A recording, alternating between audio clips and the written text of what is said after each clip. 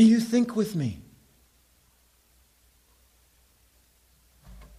Nadab and Abihu laying there dead. They've been incinerated.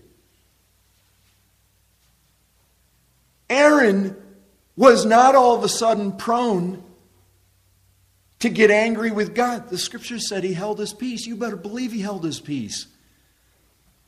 It didn't all of a sudden occur to him to get lazy with worship.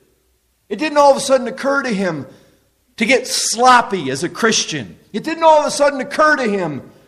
Why? Because the presence of God was so real in the midst of that. And I'll tell you, why do I keep bringing that back in? Because that has a whole lot to do with truth, folks. When you begin to see God more clearly, you begin to see the way things are more truly.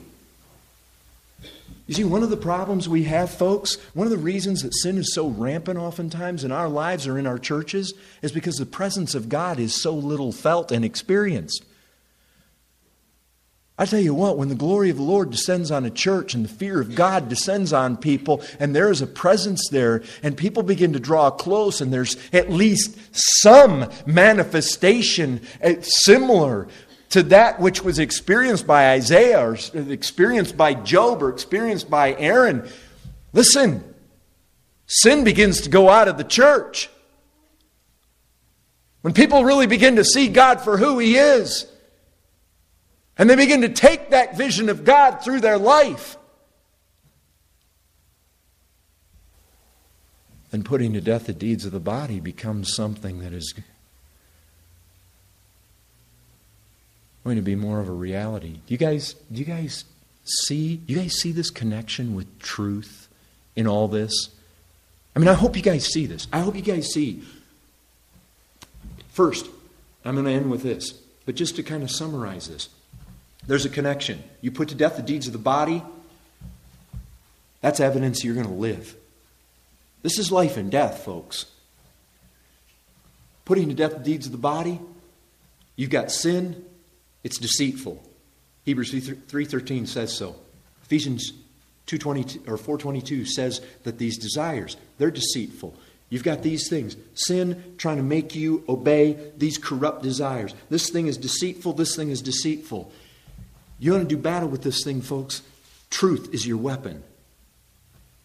You got to nail truth. You begin to pinpoint the lies you believe when you sin. And you begin to attack that with truth. You begin to memorize those scripture texts that lie in direct contradiction to that lie that you believe. That truth that is in direct opposition to that lie that you fall for. You begin to permeate yourself with the reality of the presence of God and begin to see Him how He is. You begin to come to approaching day by day your Christian life from this perspective. I can have victory. No, not only I can have it, I must have it. I will have it. And if I don't have it, I'm going to die. Not that I gain life by this battle, but I prove that I have life by this battle. I get this life to battle by becoming a child of God, by being born again. That's where this power is unleashed by the Spirit. And listen, the Spirit doesn't do it.